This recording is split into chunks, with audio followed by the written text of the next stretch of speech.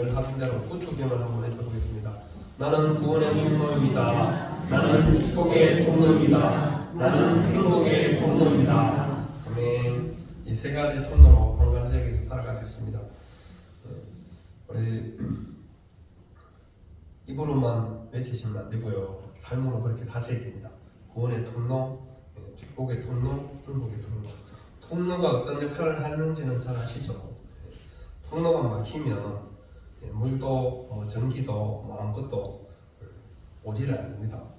지금 통로가 막혀서 가자 지구의 사람들이 구원물품을 못 받고, 그죠? 문이 열려야 되는데 문이 열려서 이 하마스가 같이 공격하면 어떡하나. 그래서 이스라엘이 구원물품 넣어주려 했다가 다시 취소했다가 다시 조금만 보내주려 했다가 지금 그러고 있잖아요. 이 통로가 막히니까 그 입구에서 수많은 트럭들이 기다리고 계속 문이 열리기를 기다리고 있는 거죠. 통로가 막히면 방법이 없습니다.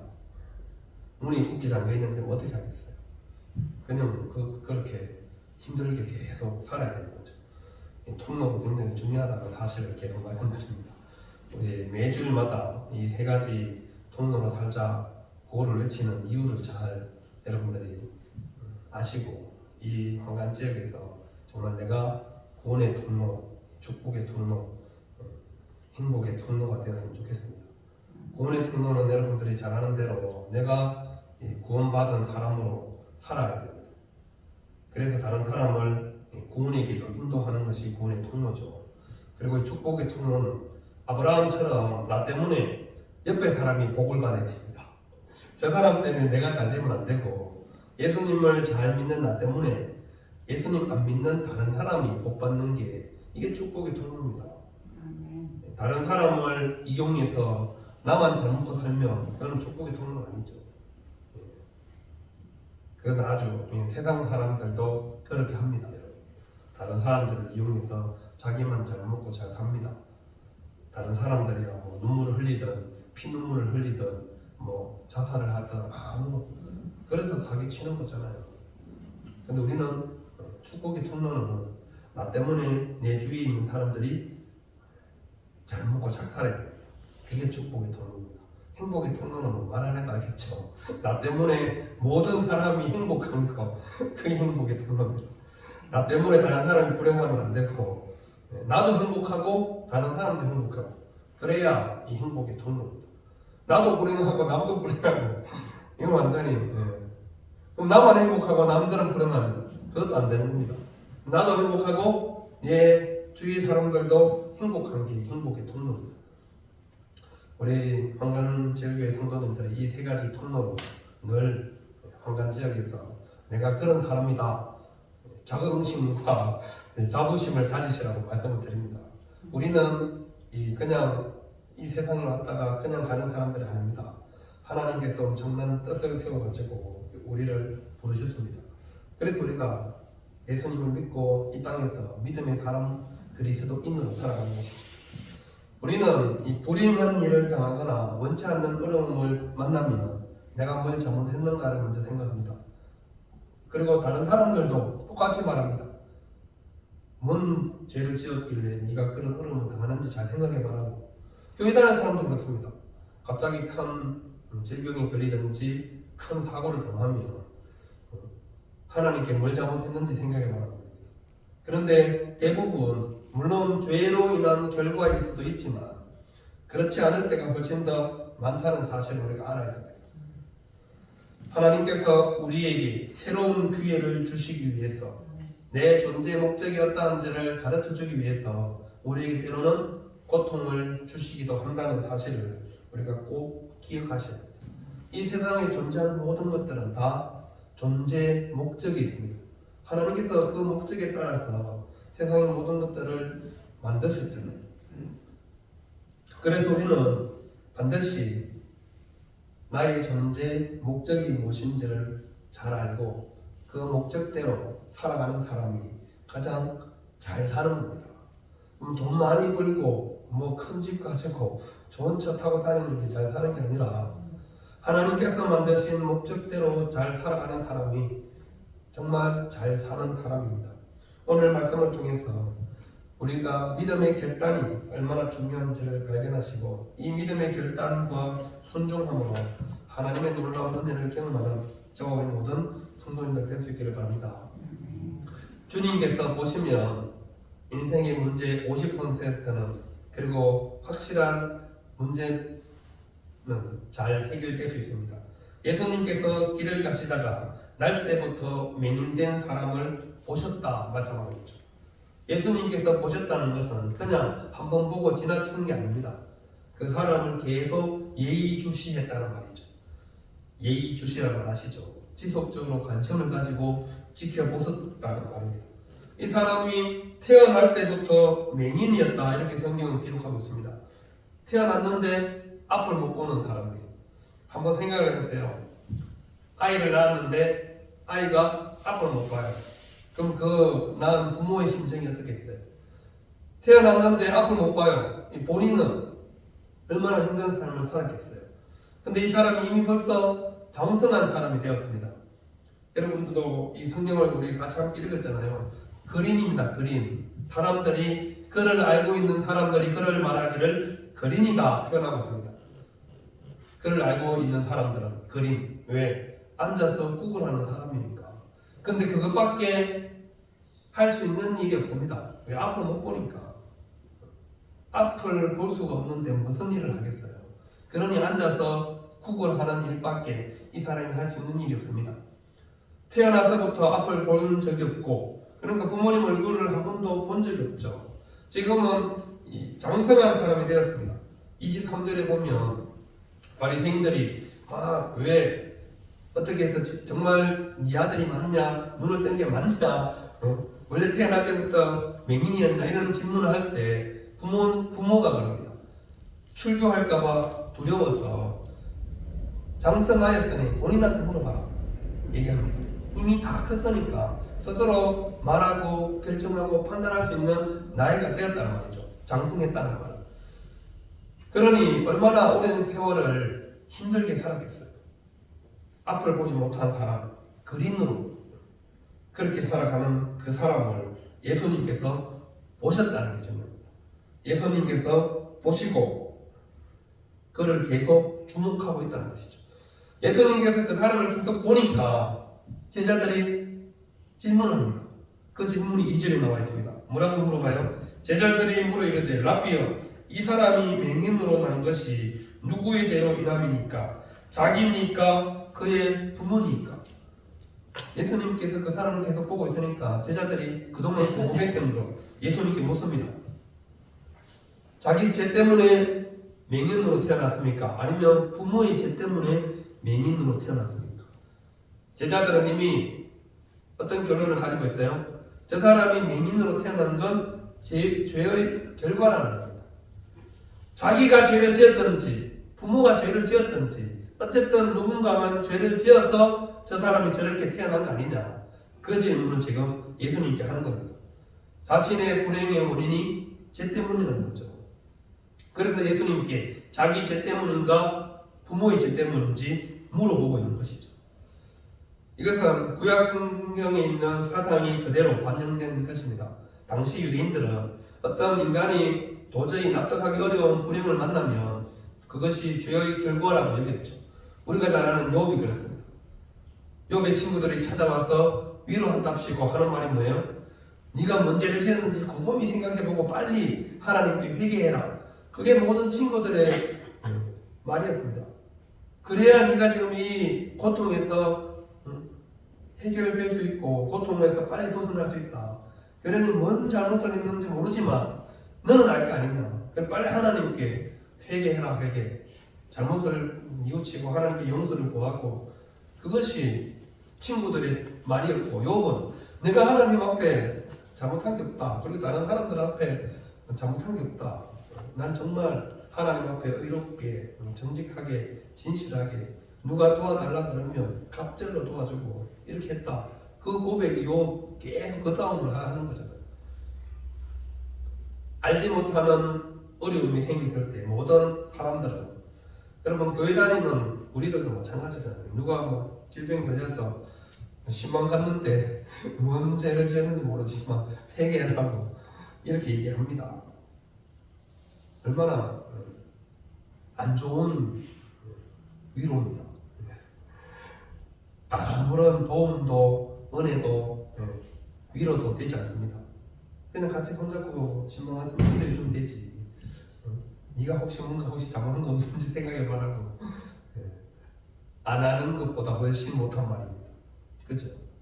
안 그래도 지금 아프고 힘들고 막 병원에서 이렇게 있는데 와가지고 혹시 뭐 잘못한 거 없는지 죄진 거 없는지 해결하라 그러면 마음이 어떻겠어요?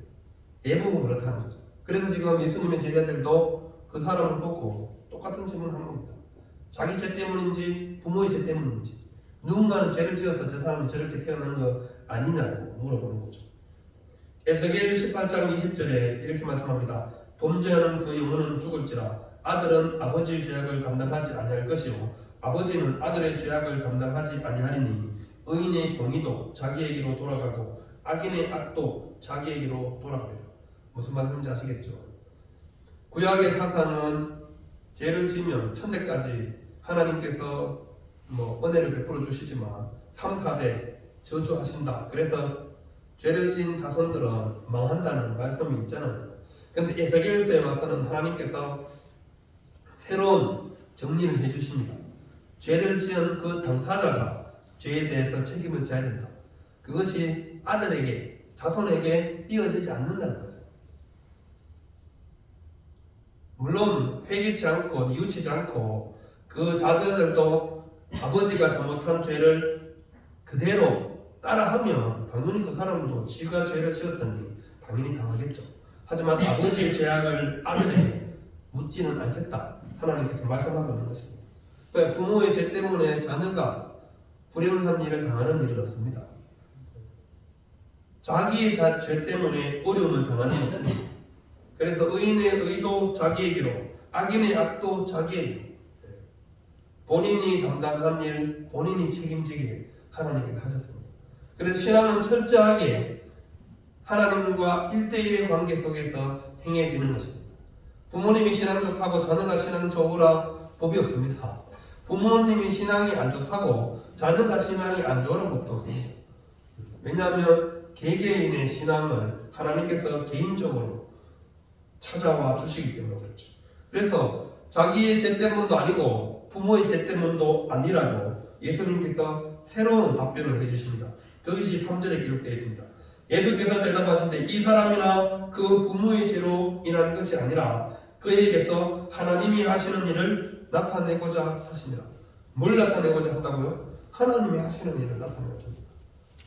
제자들은 이게 죄의 결과죠 물어보는데 하나님은 죄의 결과로 이렇게 된 것이 아니라 이 사람을 통해서 하나님이 영광 받으시려고 하는 것이다 말씀하는 겁니다. 이 사람을 통해서 하나님께서 뭔가를 계시하려고 하는 것이다 말씀해 주는 겁니다. 이 맹인이 이렇게 태어난 게 하나님께서 특별한 뜻이 계셔서 이렇게 태어난 것이라는 의미입니다. 하나님의 의도와 계획에 의해서 이 사람이 이렇게 태어난 거다. 여러분 생각해 보세요. 그러면 우리가 살아가는 모든 삶 속에서 일어나는 불행한 일, 고통의 문제, 힘든 일, 해결할 수 없는 일 다 해결할 수 있습니다. 왜요? 하나님께서 계획을 가지고 하나님께서 하시고자 하는 일을 나타내려고 그렇게 만들어 가신다고 생각해 보세요. 하나님 어떤 분이세요? 좋으신 하나님. 좋으신 하나님께서 나를 안 되게 하려고, 정말 불행하게 하려고, 고통 가운데 살게 하려고 그렇게 하셨겠어요? 아니라는 거예요. 성경이 말하는 대답은 아니라는 거예요. 하나님의 영광을 드러내고 모든 사람들이 하나님께서 살아계심을 알게 하기 위해서 하나님께서 그렇게 하신 일이라 말씀하고 있는 것입니다. 죄의 결과가 아니라고 말씀하는 거죠. 부모의 죄도 자기의 죄도 아니다. 하나님의 영광을 드러내기 위해서 그 사람이 그렇게 맹인으로 태어난 것이다. 예수님은 그 사람을 주목하셨고 그 사람의 존재 목적을 분명하게 제자들에게 알려주셨습니다. 그리고 그 사람을 치유할 마음을 이미 가지고 계셨던 것이죠. 이미 주목하고 계셨잖아요. 보고 계셨잖아요. 날 때부터 소경인 것을 예수님께서 몰랐겠어요? 38년 된 병자가 알았는데. 그래서 예수님께서 계속 보고 계셨고 하나님께서 하시고자 하는 일을 나타내려고 이미 예수님은 마음먹고 계셨던 것입니다. 그래서 예수님은 4절에도 계속해서 말씀하고 계시죠. 때가 아직 낮음에 나를 보내신 이 일을 우리가 하여야 하리라. 밤이 오리니 그때는 아무도 일할 수 없느냐. 때가 낮음에 이게 무슨 말씀이에요? 아직 우리에게 기회가 있을 때 하나님의 일을 해야 한다는 말씀입니다. 근데 반드시 모든 사람에게 뭐가 찾아온다고요? 밤이 찾아온다는 겁니다. 밤이. 일하고 싶어도 일할 수 없는 때가 온다는 겁니다. 하나님이 계획하고 의도한 일을 할 수 있는 시간과 기회는 그렇게 길지 않다는 겁니다. 왜? 밤이 찾아오기 때문에. 예수님께도 마찬가지죠. 예수님도 자기 자신에게 밤이 찾아오고 있음을 알고 계셨습니다. 십자가를 져야 하는 때가 찾아오고 있음을. 그래서 지금은 아직은 낮이기 때문에 나를 보내신 이 일을 우리가 하여야 하리라. 하나님께서 하시고자 하시는 일을 계속해서 하겠다는 의미죠. 우리도 마찬가지입니다. 여러분들도 벌써 신앙생활을 한 지 수십 년이 지나서 이제 좀 일 좀 해보려니까 벌써 나이도 들고 힘도 없고 몸도 안 따라주고 그렇잖아요. 우리에게 시간과 기회가 있을 때 하나님께서 우리에게 맡기신 일을 해야 합니다. 반드시 밤은 찾아옵니다. 그때는 아무도 일할 수 없다. 하고 싶어도 못하는 거죠. 병상에 누워서 무슨 일을 하겠어요? 아파 죽겠는데 내 한몸 건사하기도 힘든데.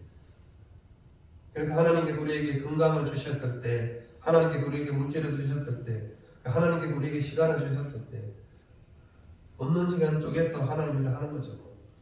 나먹기 살기도 바쁜데 언제 하나님 일을 합니까?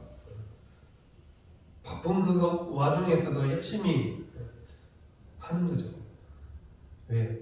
아직 낮이기 때문에. 아직 하나님께서 나에게 밤을 보내지 않았으니까. 움직일 수 있으니까. 일할 수 있으니까. 하나님께서 맡기신 일을 하는 겁니다. 그러면서 예수님께서 말씀하시죠. 맹인에게 자신이 세상의 빛이다. 8장에서 말씀하신 말씀과 똑같죠.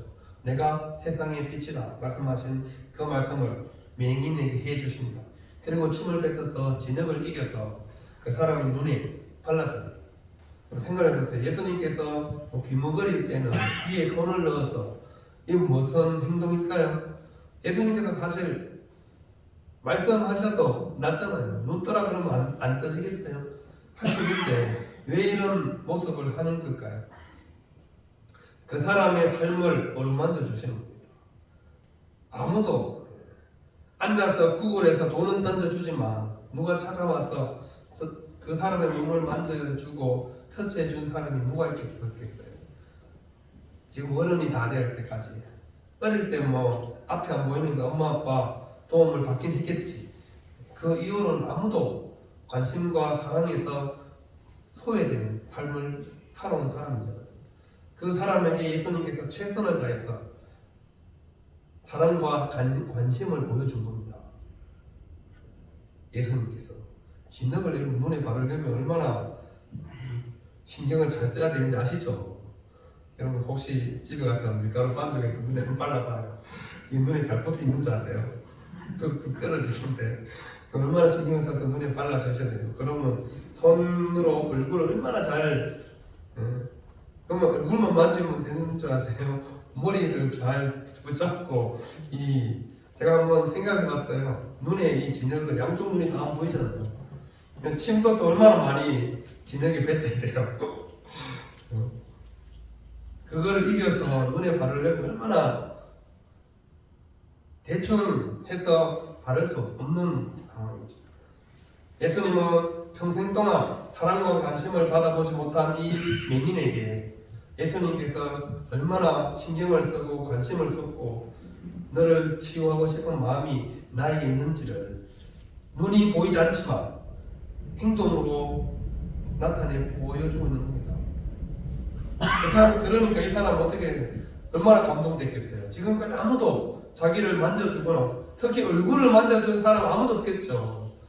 앞문 부는 소경이 누가 가까이 하고 싶겠어요. 보기만 해도 무서운데 아이들은 뭐 아이 근처도 안 가고 어른들도 뭐 가까이 와서 얘기는 하겠지만 자기 얼굴을 이렇게 예수님처럼 두 손으로 얼굴을 감싸고 눈을 계속 진흙을 바르려면 문질러야 되잖아요. 그렇게 해준 사람이 지금까지 자기 부모도 그렇게 안 해줬는데 지금 예수님이 그 사람 이 다 큰 남자 성인의 이 얼굴과 눈을 어루만지면서 진흙을 발라주고 있습니다. 그리고 뭐라고 말씀하세요? 실로암 못에 가서 씻으라. 실로암 못에 가서 씻으라. 이 실로암이 번역하면 뭐라고요? 보냄을 받았다. 보냄을 받았다. 어디서 많이 들은 말씀이죠. 보냄을 받은 분이 누구세요? 예수님이시요. 요한복음에서 계속 강조하는 게 그러잖아요. 예수님이 어떤 분이라고요? 보냄을 받은 분. 실로암이 무슨 뜻이라고요? 보냄을 받았다. 뭘 말하는지 아시겠죠? 보냄을 받으신 분 예수님께서 이 맹인의 눈을 회복시켜 주신다는 의미입니다.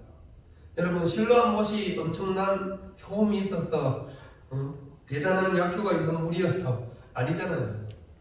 그럼 예수님이 침을 뱉어서 바른 진흙이 약효가 있어서 그 사람 눈이 떠진 거예요? 아니잖아요. 어째서 눈이 떠졌어요?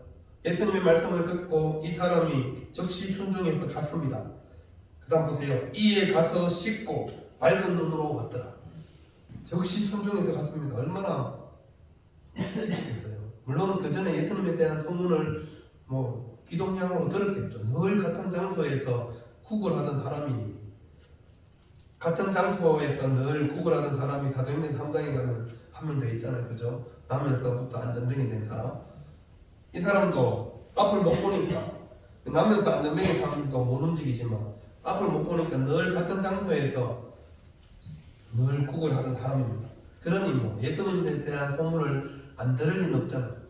들었단 말이죠. 예수님께서 실로암 못에 가서 씻으라. 얼른 가서 씻습니다. 그랬더만 어떻게 됐어요? 밝은 눈으로 왔더라. 앞이 이제 정상적으로 보니 실로암 못이 대단한 능력이 있어서 아닌 것 잘 아시죠? 하나님의 말씀을 듣고 즉시 순종하는 그 사람의 믿음을 주님께서 보시는 겁니다.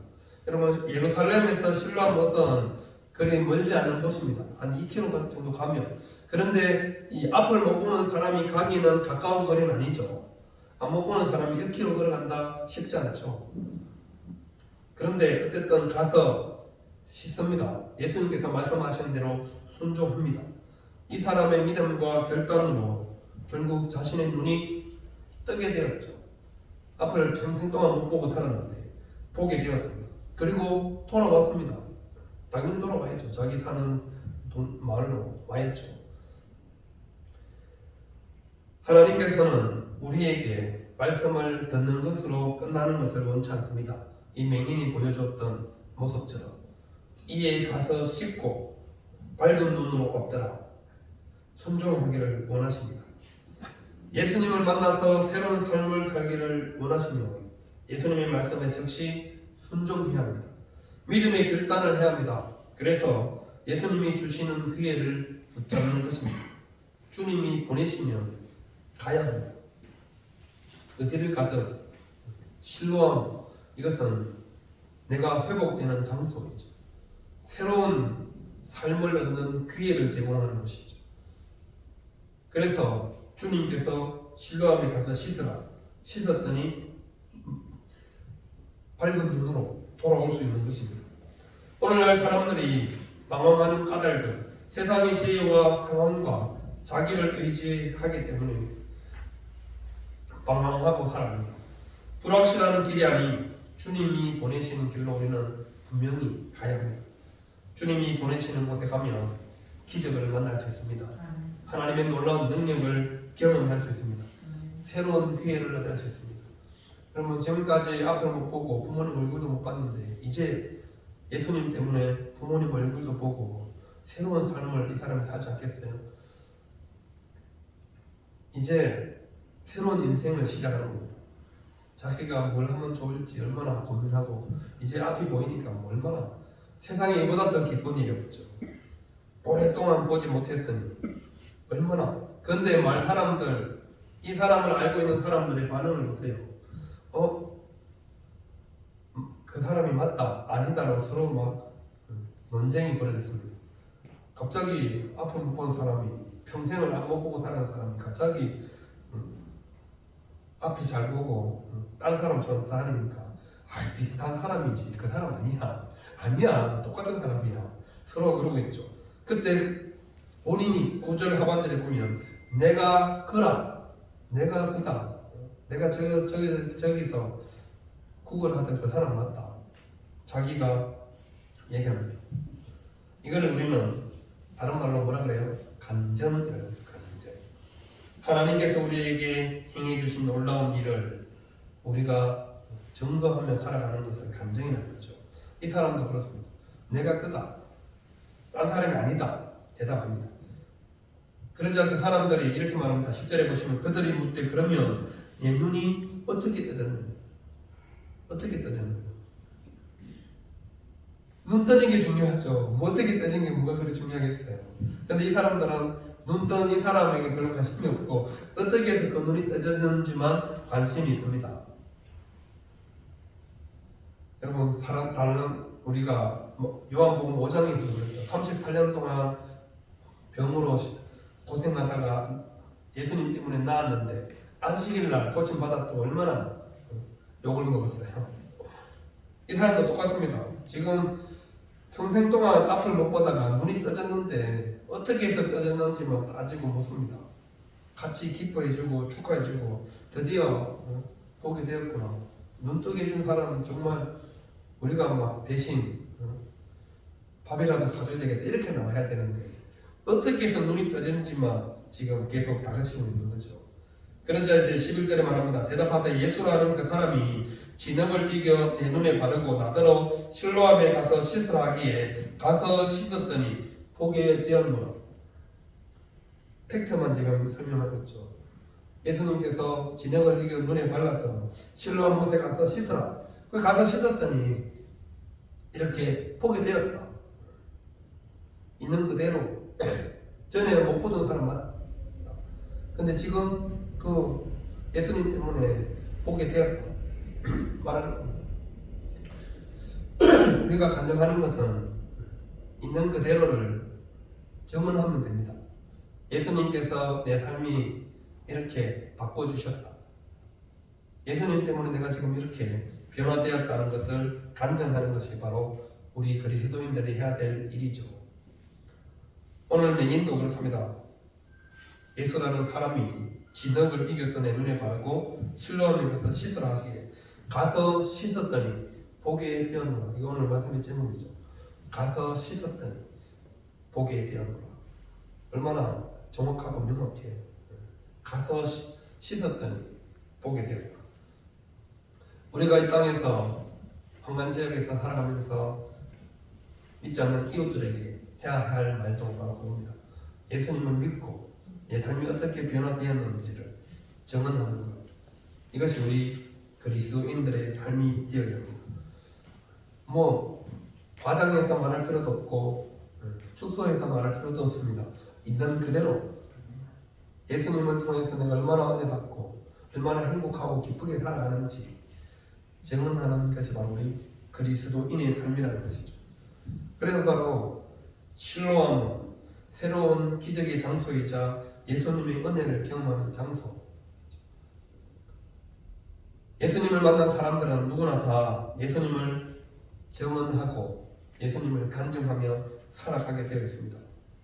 내 자신의 과거를 청산하고 새로운 삶으로 살아가기 때문에. 그래서 우리 그리스도인들을 가르쳐서 성경은 새로운 피조물이라 말씀하고 있습니다.